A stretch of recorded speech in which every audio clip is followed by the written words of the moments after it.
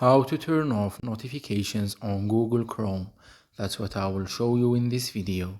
But before we begin, make sure to subscribe to the channel and ring the bell to get notified whenever a new video is uploaded. With that said, let's get started.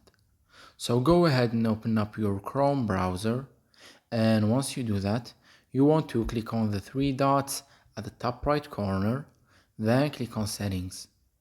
Here, from the Basics section, you want to click on Notifications, and once you do that, you will be redirected to the Chrome Notifications Center on your mobile device, from which you will be able to turn off some of the notifications and stop them while leaving the others on, or you can simply disable all of the notifications at once, just like this, in which you will get no notifications from Google Chrome.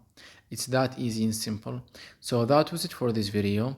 That's how you can disable and stop notifications from Google Chrome. If you have any questions, please leave them in the comment section down below. With that said, see you in the next video.